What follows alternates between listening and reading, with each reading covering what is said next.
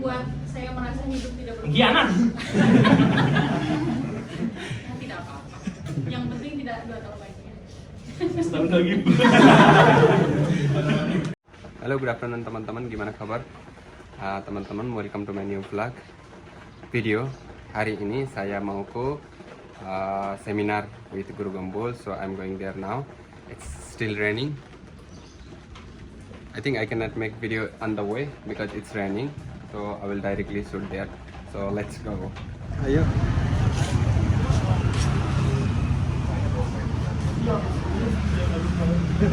Ayo, udah lama di sini? Udah dari jam 2 saya. Tapi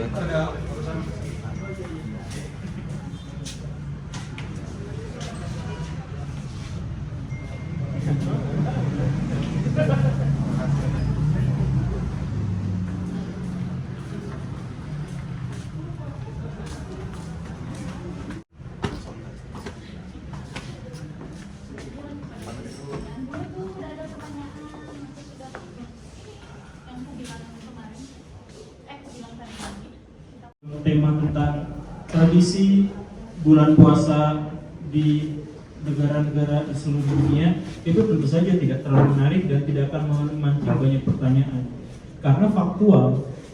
Kan pertanyaannya misalkan kalau kita bahas bagaimana tradisi menyambut bulan Ramadan di Jawa Barat misalkan, jawabannya akan sangat simpel, yaitu munggahan hanya ada di Jawa Barat mungkin dan di beberapa wilayah lain.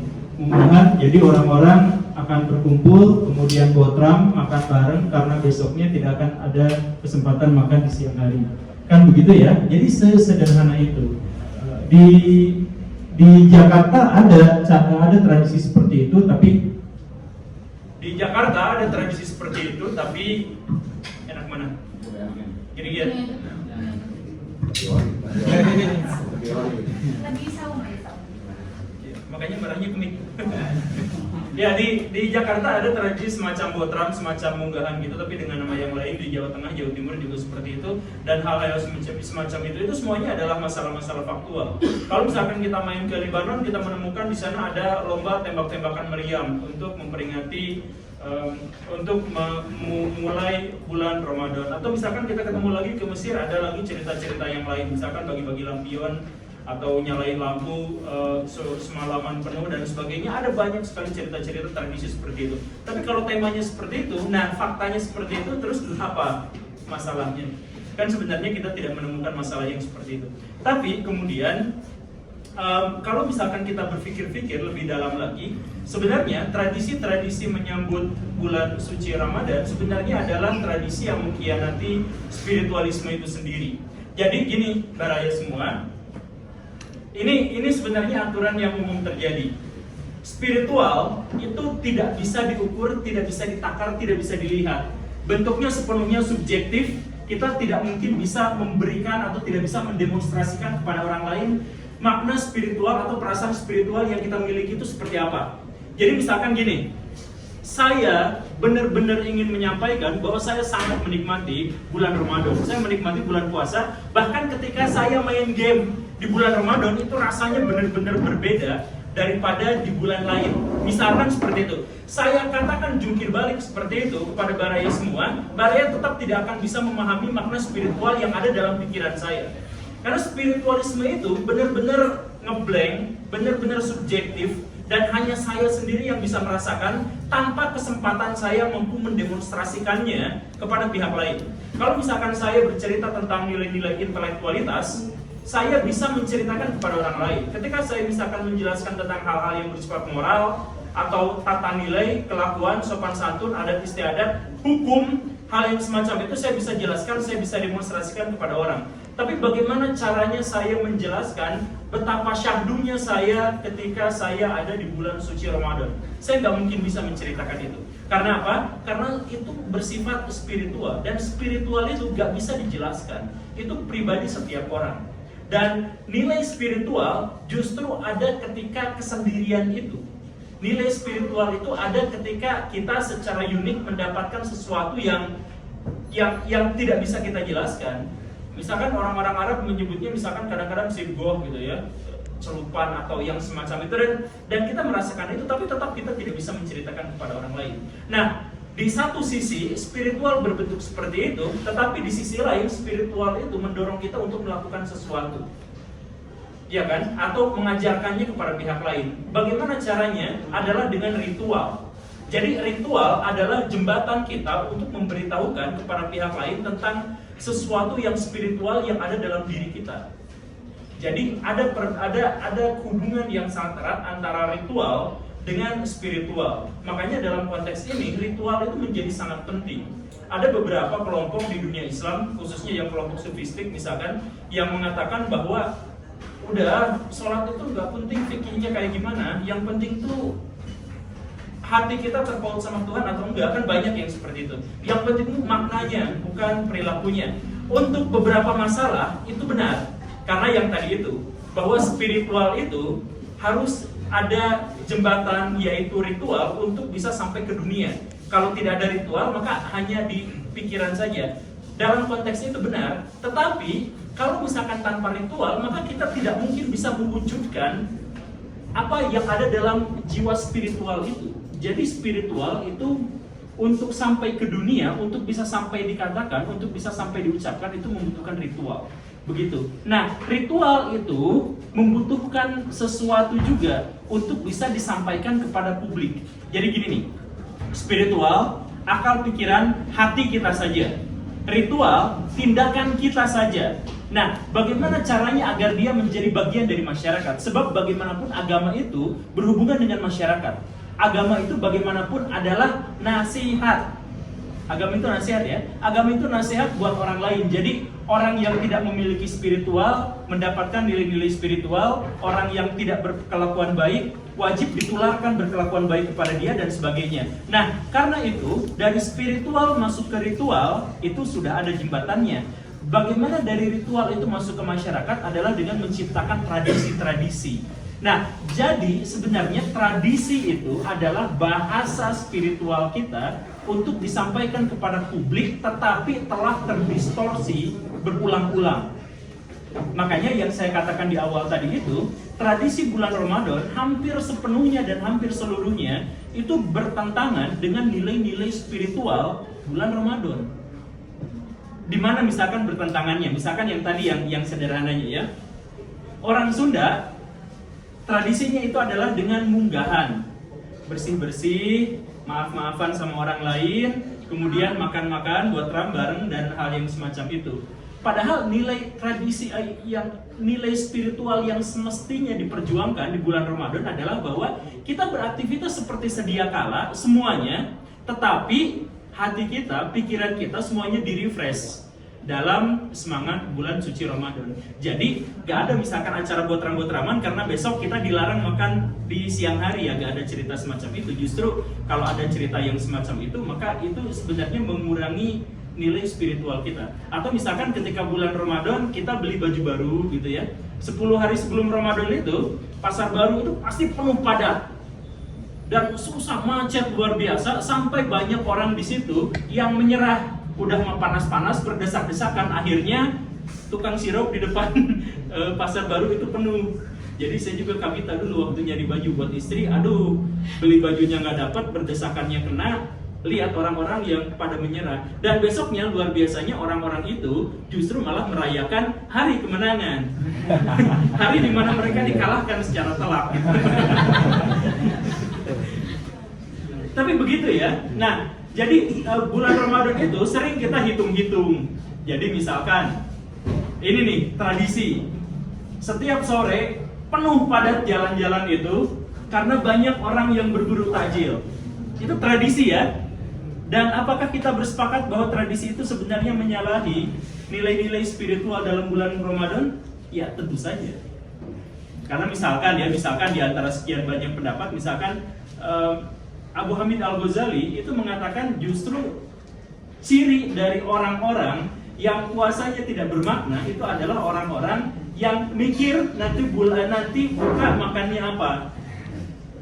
Nah, ini bukan hanya mikir nanti buka makannya apa, ini udah langsung melakukan aktivitas nyari-nyari takjil di pinggir jalan. bukan berarti tradisi itu salah, bukan ya. Cuman maksud saya, yang saya katakan tadi itu adalah bahwa karena spiritual itu tidak terbahasakan, benar-benar eksklusif hanya untuk kita sendiri dan itu dari Tuhan. Nggak ada terhubungan, Pak. Eksklusif seperti itu. Kemudian karena itu tidak mungkin maka harus diritualkan, dan ritual juga tidak cukup maka harus ditradisikan. Maka juniornya. Maka itu seringkali bertentangan dengan kaidah asli dalam spiritual itu. Sekali lagi misalkan kita cari ya, tradisi di Indonesia kalau misalkan masuk bulan Ramadan itu adalah, silakan. Sebelah sini kakak. Nah, sekalian aja. Mau lewat juga boleh? Ya. 1, 2, oke. Nah, ini menyalahi ini semangat spiritual kita, Bu. Enggak bercanda. Nah, sampai di mana tadi? Nah, misalkan tradisi yang lain ya. Tradisi apa lagi ya? Yang biasa di bulan Ramadan itu. Nah, tradisi makan ketupat ya, tapi itu kan pas lebaran ya. Ngabuburit. Iya, ngabuburit. Nah, ngabuburit itu apa? Tradisi untuk menghabiskan waktu untuk sampai ke maghrib dan akhirnya bisa makan dan minum dan hal yang semacam itu. Kan justru bulan puasa itu yang paling dicari itu laparnya, bukan cara melupakan lapar sampai datang maghrib, gitu kan? Spiritualisme itu kita dapatkan ketika kita merasa lapar, haus. Dan ketika kita dalam kondisi lapar dan haus, kita beraktivitas seperti biasa, kita bersyukur kepada Tuhan, kita menikmati lapar dan haus itu sambil introspeksi betapa besarnya nikmat yang diberikan kepada kita selama ini, yang itu tidak diberikan kepada orang-orang yang lain. Tadi hujan gede di rumah saya tuh sampai hujan angin gitu. Saya langsung kepikiran betapa bahagianya saya karena punya rumah yang membuat saya tidak kehujanan dan membuat saya tidak kedinginan. Di Indonesia ada 17 juta orang yang tidak memiliki itu. 17 juta itu berkali-kali lipat lebih banyak daripada subscriber saya. 17 juta orang itu banyak sekali. Artinya 17 juta orang yang ada di situ itu tidak mengalami apa yang kita alami. Kita punya tempat bernaung, kita masih bisa berpikir soal nanti buka makan apa, nanti saya masih berpikir apakah negara akan mentraktir saya dan lain sebagainya. Itu dipikirin. Artinya sebenarnya nilai-nilai semacam itulah yang harus kita pikirkan. Artinya tradisi tadi itu, tradisi bahwa kita ngabuburit itu keliru karena kita justru harus menikmati dan mensyukuri rasa lapar itu. Di mana rasa lapar itu luar biasanya adalah direncanakan sama kita. Banyak orang-orang yang lapar dan haus itu tidak terencana karena kondisinya seperti itu. Nah, inilah yang harus kita perhatikan, inilah yang harus kita pikirkan. Saya sebenarnya pengen menceritakan sesuatu yang lebih besar, tapi ternyata saya ngomongnya kepanjangan, Bu. Jadi nantilah kalau misalkan ada waktu luang, saya pengen menceritakan sesuatu yang fatal yang terjadi pada diri saya, dan ini berlaku hanya dalam waktu 2 tahun lagi. Jadi maksudnya saya cuma punya waktu 2 tahun lagi sebelum saya hilang dari YouTube dan dari dunia. Dan itu gara-gara bulan puasa. Tapi nantilah kapan-kapan ya. Nah, kenapa nggak sekarang aja? Kami senang kok mendengar aib orang lain. oh gitu. Ya, Matiin dulu, matiin dulu. Oh, gitu. Gimana cara cek? Di bawah. Saya bisa menghadapi akan bersabar. Jadi gini, dulu waktu saya belum pinter, sekarang juga sih. Dulu waktu saya SMA lah ya. Waktu saya SMA, saya pertama kali mendapatkan di bulan Ramadan itu rasa di mana saya benar-benar dekat dengan Tuhan. Benar-benar bikin saya nangis pada waktu itu karena ada perasaan yang saya nggak tahu itu apa.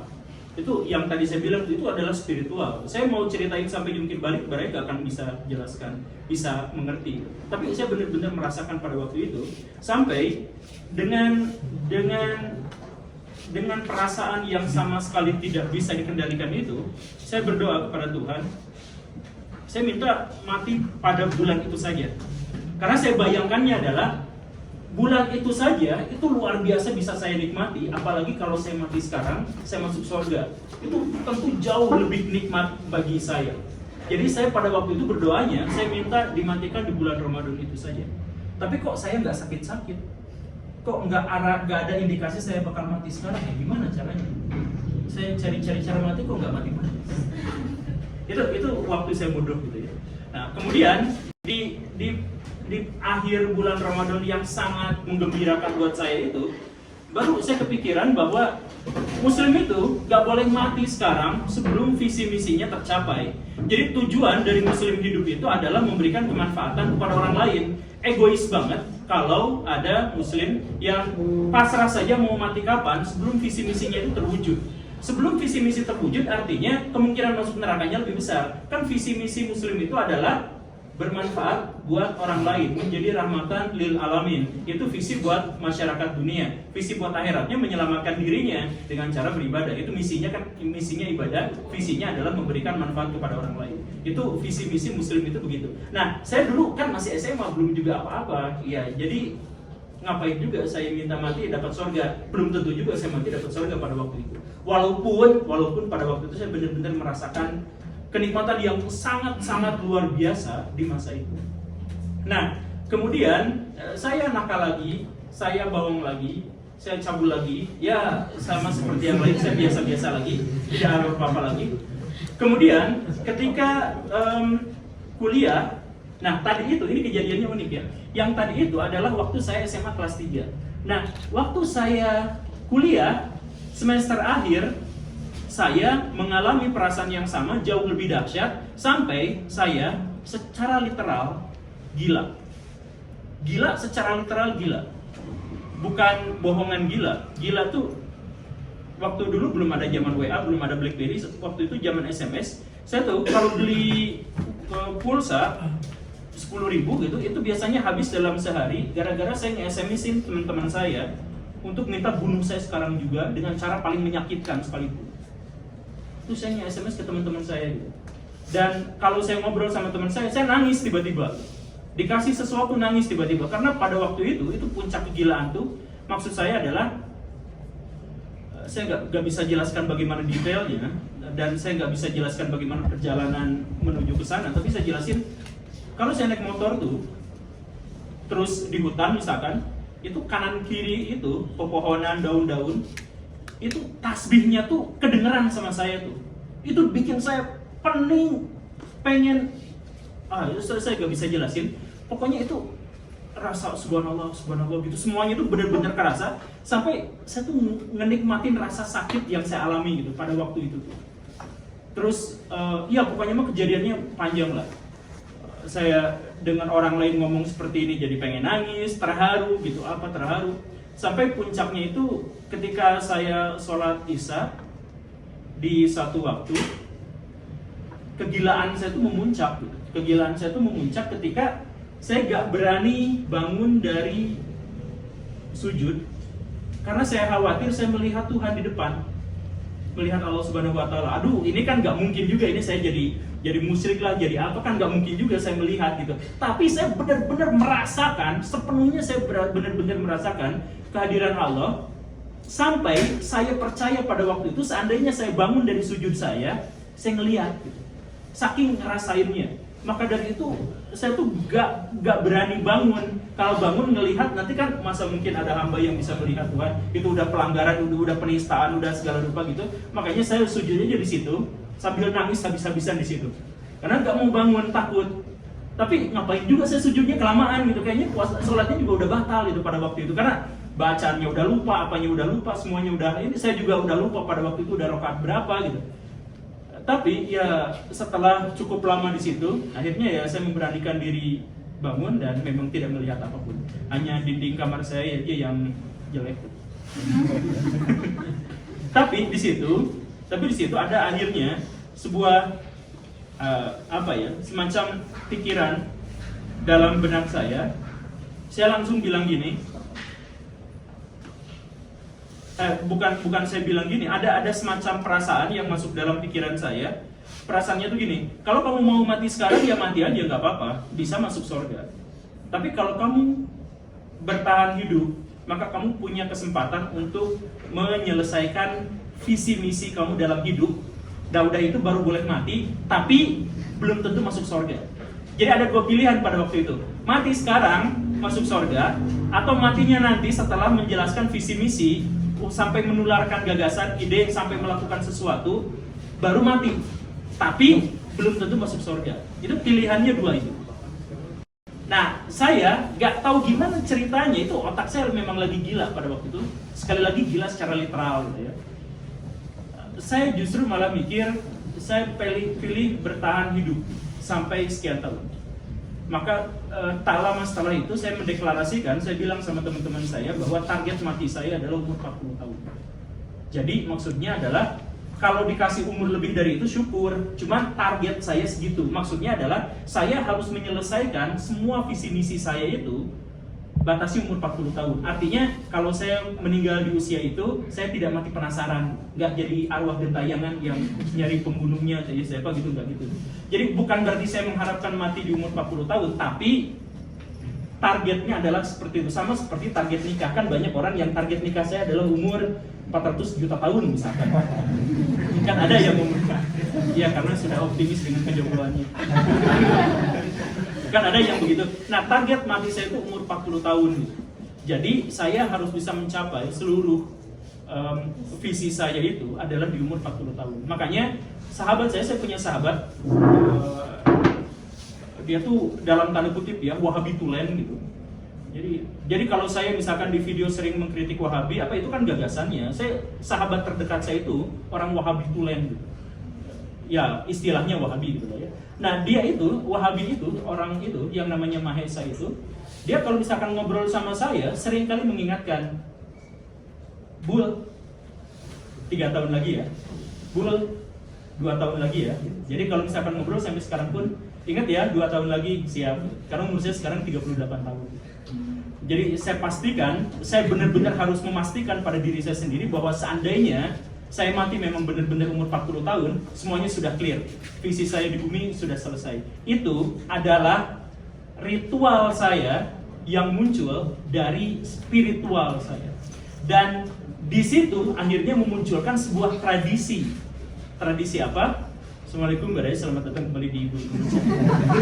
Tradisi itu adalah ide yang muncul dari visi saya untuk membebaskan pikiran saya agar pikiran itu hinggap ke orang-orang, agar ketika saya mati pun visi saya untuk bisa membangun Indonesia, membangun agama ini, membangun dunia menjadi lebih baik itu tercapai.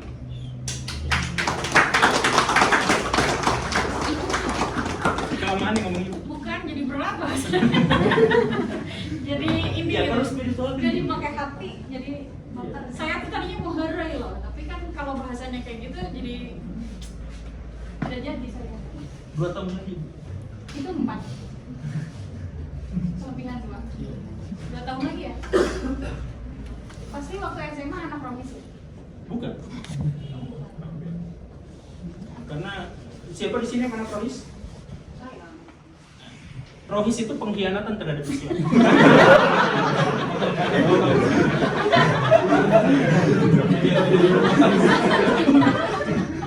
Kenapa coba? Kenapa? Itu kan itu tasyabuh kepada orang-orang non muslim. Jadi rohaniawan itu biasanya muncul dari agama yang punya konsep biarawan. Jadi gini nih. Jadi misalkan, saya mohon maaf ya, bukan menjelekan, tapi di dunia Kristen ada biarawan Kristen, ada orang awam. Mereka memiliki hak dan kewajiban yang berbeda, begitu kan? Makanya disebutnya rohaniawan Kristen, karena tradisi atau rohaniawan Buddha.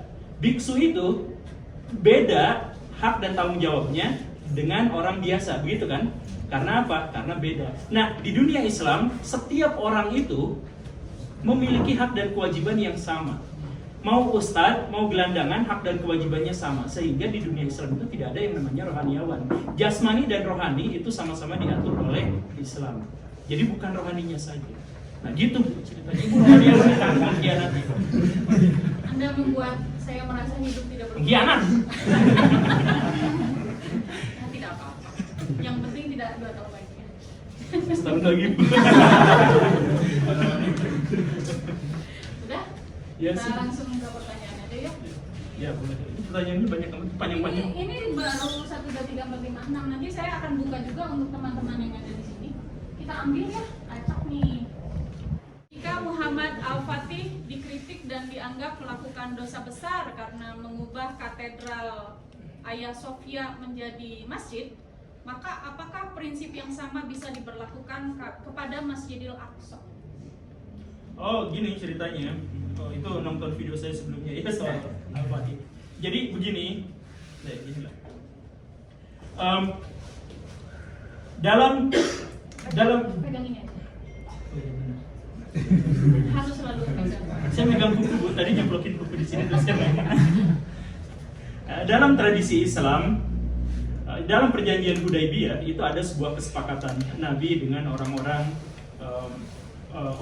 non Muslim pada waktu itu. Perjanjiannya adalah ada banyak sekali poin, tapi poin terbesarnya itu ada 23 poin. Intinya adalah bahwa orang-orang non-muslim di situ boleh melakukan aktivitas seperti biasa, boleh melakukan hal-hal seperti biasa, asal dibagi dua hukumnya itu. Jadi menyangkut masalah-masalah ibadah itu mereka akan dibiarkan, tempat ibadah mereka tidak akan diganggu gugat sedikit pun dan seterusnya.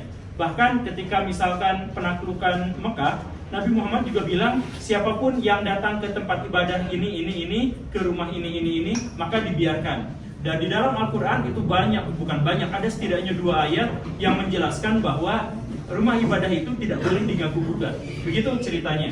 Ya, saya tadi sedikit tersentuh ya karena Pak Guru itu cerita tentang pergulatan mental dan spiritual ya, tentang memaknai kehidupan saya itu maknanya itu seperti apa. Nah, Pak Guru sendiri kan memaknai kehidupannya Pak Guru itu sebagai hidup itu tujuannya untuk menyampaikan visi misi. Nah, otak saya itu langsung terkait, wah berarti ini pembahasannya tentang eksistensialisme. Guru. Nah, saya juga termasuk salah satu orang yang tertarik dengan pemikiran eksistensialis. Saya baca Sartre, saya baca Kierkegaard, saya baca Arthur Schopenhauer, saya baca Nietzsche.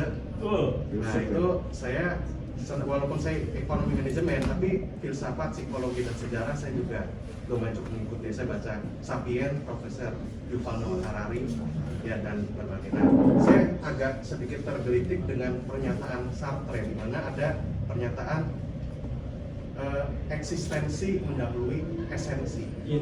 Nah, pertanyaan saya, bagaimana pendapat Guru Gembul tentang itu? Betulkah bahwa esensi kita itu baru kita bentuk setelah kita dilahirkan? Jadi sebelum kita dilahirkan sebenarnya kita tidak ada artinya, tapi setelah kita dilahirkan baru kita mencari makna hidup kita itu seperti apa sih? Nah, satu lagi, Sartre cuma mengatakan hidup itu nausi atau memuakkan gitu. Ya, ada kata-kata seperti itu. Nah, terus Arthur Schopenhauer juga bilang hidup itu penderitaan. Schopenhauer mengatakan hidup itu penderitaan. Kenapa penderitaan? Karena jika keinginan satu sudah terpenuhi, kita akan puas tapi sebentar. Lalu kita akan bosan, kita akan menuju keinginan berikutnya, dan kita akan bosan lagi. Kalau tidak bosan, paling keinginan kita tidak terpenuhi, kita akan menderita. Jadi kita seperti masuk dalam lingkaran itu, pemenuhan keinginan, tidak terpenuhi menderita, kalau terpenuhi sebentar lagi akan bosan. Nah, itu kan sudut pandang pesimistik ya memang. Arthur Schopenhauer itu alirannya pesimisme. Nah, kalau menurut Guru Gembul itu komentarnya seperti apa? Guru Gembul memandang kehidupan ini sebagai optimis atau pesimis seperti apa? Terima kasih Guru Gembul. Terima kasih Bapak. Ya. Langsung aja ya. Dari Bapak.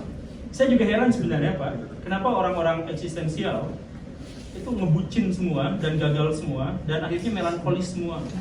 Jadi orang-orang eksistensialis itu, Sartre itu punya teman orang Indonesia. Oh gitu, saya baru. Ada orang yang sangat terkenal di Indonesia, tapi di Indonesia dibully habis-habisan.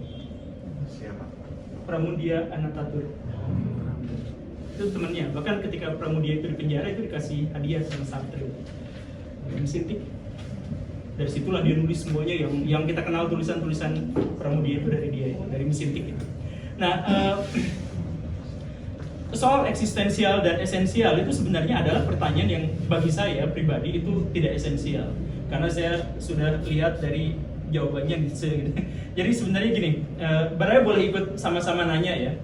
Matahari itu, dia kita sebut matahari adalah apakah karena wujudnya matahari atau karena dia bersinar menerangi kita? Dia disebut matahari itu, kita ngelihat itu matahari gitu ya, kita sepakat itu matahari gitu ya. Nah, apakah matahari itu kita sebut sebagai matahari gara-gara dia bersinar atau gara-gara dia wujudnya begitu, ada di langit, ya bentuknya begitu, menyinari itu dan lain sebagainya. Kita memandang matahari itu gara-gara sinarnya atau gara-gara wujudnya? Nah, ada yang bilang wujudnya, ada yang bilang dua-duanya. Nah, ini adalah perdebatan antara esensialis dengan eksistensialis. Jadi apakah matahari itu kita pandang sebagai eksistensi atau dipandang sebagai esensi? Nanti pada periode-periode selanjutnya dalam filsafat barat itu dibalik, bahwa yang sesungguhnya esensi itu adalah eksistensi, yang sesungguhnya eksistensi itu adalah esensi. Nah, dalam tradisi Islam juga itu berkembang sebenarnya. Surawardi itu sudah mengajukan pertanyaan yang semacam itu. Sebenarnya adalah eksistensial atau esensial. Nah, tetapi saya yang tadi saya katakan itu, saya akan mengabaikan pertanyaan itu gara-gara saya termasuk orang yang paham bahwa filsafat telah mati. Filsafat telah mati adalah karena banyak sekali akhirnya argumen-argumen yang argumen ini sebenarnya bukan filsafat telah mati, tapi filsafat modernisme itu telah mati. Jadi filsafat modernisme telah mati dalam artian definisi-definisi yang kita gunakan seperti yang tadi itu pada akhirnya menjadi cacat logika. Ketika kita mendefinisikan sesuatu itu pada akhirnya menjadi bermasalah. Inilah yang kemudian menyebabkan banyak sekali tokoh-tokoh filosof barat itu yang masuk terpaksa ataupun tidak masuk ke dunia postmodernisme, di mana ide dan gagasan itu definisinya menjadi terlalu subjektif, menjadi terlalu individual. Jadi apa yang saya katakan begini, orang lain katakan begitu, bisa aja dua-duanya benar walaupun itu bertentangan. Nah, jadi pahaman saya misalkan menurut pendapat saya hidup itu apakah membosankan tadi? Bukan. Cara saya memandang hidup itu positif atau negatif, pesimis atau optimis gitu ya. Gini nih, apa yang menyebabkan Baraya itu punya kehidupan? Dan kenapa saya harus garis bawahi bahwa filsafat telah mati itu? Karena sebenarnya yang menghendaki kita berkehendak itu bukan kita. Jadi manusia itu ketika dia bangkit sebagai kehidupan, dia memiliki tiga eksistensi, tiga esensi, yaitu kehendak untuk hidup, kehendak untuk bahagia, dan kehendak untuk berkehendak. Tiga inilah yang pada akhirnya mendorong kita untuk bereksistensi. Kehendak untuk hidup ini memunculkan rasa takut, memunculkan rasa cinta. Kehendak untuk berbahagia itu adalah motif dari segala sesuatu yang kita lakukan. Mau sholat, mau puasa, motifnya adalah karena kita pengen bahagia atau karena kita pengen menghindari dari dari duka cita, begitu ya. Dan kehendak untuk berkehendak. Nah, karena kehendak itu adalah sebenarnya sangat besar dan terlalu general, maka itu memunculkan keinginan kedua, yaitu kehendak untuk berkehendak. Nah, dari tiga statement ini, itu ternyata tiga-tiganya tidak ada satupun yang kita kehendaki, yang tidak bermula dari kita. Misal gini, kenapa kita pakai baju? Itu adalah bagian dari dorongan sosialisasi masyarakat kepada kita. Seandainya sejak kecil kita tidak didorong untuk pakai baju, kita tidak akan menggunakan baju. Jadi ini adalah masalah. Tapi kenapa kita nurut pada kehendak masalah sosial itu, dan kenapa masyarakat mendorong kita untuk seperti itu? Itu jawabannya semuanya ringkas dan sederhana, yaitu tuntutan gen. Jadi tubuh manusia itu sebenarnya bukan esensi, bukan eksistensi. Tubuh manusia itu hanya sekedar topeng, gimmick, atau inang dari satu kehendak yang jauh lebih besar. Dia adalah gen. Jadi misal, saya tidak mau tertarik pada wanita, tapi dorongan itu tidak bisa saya hilangkan. Ketika saya ketemu dengan perempuan yang cantik, misalkan, saya benar-benar terdorong walaupun dorongan itu tidak saya kehendaki dan tidak pernah saya inginkan. Tapi itu muncul. Nah, kenapa? Karena dorongan itu adalah dorongan yang tidak akan saya kehendaki. Jadi ternyata dorongan kita, kehendak kita itu ternyata didorong oleh sesuatu yang di luar nalar kita, di luar kehendak kita. Jadi ketika misalkan kita hidup itu bosan, hidup itu senang, itu menjadi nonsens, menjadi kosong, karena itu sebenarnya bukan bagian dari kita. Kita menjadi bahagia, kita menjadi sedih, toh itu bukan dorongan dari kita sendiri. Makanya ketika ada pertanyaan seperti yang tadi, apakah saya memandang dunia sebagai pesimis atau optimis, itu menjadi nonsens. Apakah saya seorang eksistensialis atau eksistensialis, esensialis atau eksistensialis? Apakah saya seorang idealis atau materialis? Atau apakah ya yang semacam itu pada akhirnya tidak relevan, karena semua yang saya pikirkan, yang saya gagas, yang saya berbuat, dorongan-dorongan dalam hati saya itu ternyata berasal bukan dari dorongan saya. Orang-orang biologi modern yang dipawangi oleh Dawkins, yang dia juga adalah seorang filosof, dia menyebut bahwa dorongan itu awalnya dari gen. Hegel dengan bahasa, definisi, dan pemahaman yang berbeda, tetapi bisa kita sangkut pautkan, yang mendorong kita untuk melakukan ini semua, itu dia sebut sebagai roh absolut. Ada roh yang mendorong kita, dan kita tidak bisa berkehendak sepenuhnya pada dia. Bahkan dia masih misteri, tapi dia benar-benar memasukkan memetika itu kepada kita. Kalau dalam tradisi Islam, yang melakukan itu adalah Tuhan Yang Maha Esa, Allah Subhanahu wa Ta'ala. Nah, dalam konsep inilah pada akhirnya kita tidak paham sebenarnya diri kita itu siapa, kosong aja. Bahkan kehendak paling dasar kita pun ternyata berasal dari pihak lain. Itulah sebabnya dalam tradisi Islam yang tadi saya sebut, Surawardi misalkan ya, atau Ibnu Arabi yang kebanyakan kita menganggapnya sesat, itulah yang menjadi argumentasi dasar bahwa sebenarnya kita ini adalah bagian dari Tuhan, karena bahkan kehendak kita pun itu adalah kehendak Tuhan, penjuluran dari kehendak Tuhan. Kita hanya kedok, hanya topeng, hanya baju Iron Man, yang kita tidak bisa melakukan apapun tanpa kehendak dari sesuatu yang menghendaki kita seperti itu, tapi kita tidak bisa mengatur kehendaknya. Bahkan kehendak yang kita punya ternyata bukan kehendak dari diri kita sendiri. Jadi mau bahagia, mau sedih, mau dan sebagainya itu bukan dari kita. 3:30 sudah ada di sini. Terima kasih atas kehadirannya. Silakan bagi yang mau menyiapkan takjil boleh di sini juga. Terima kasih juga buat Mang Guru atas kehadirannya yang super cepat karena harus menemani istri. Mudah-mudahan kita masih diberikan umur untuk bertemu kembali. So teman-teman, saya udah pulang dari seminar Guru Gombol. It's raining outside, so I have to edit my video from now. So terima kasih banyak for watching today's vlog. So jangan lupa like, subscribe, dan comment. We will meet in the next vlog. Terima kasih banyak. Have a good night. Thank you.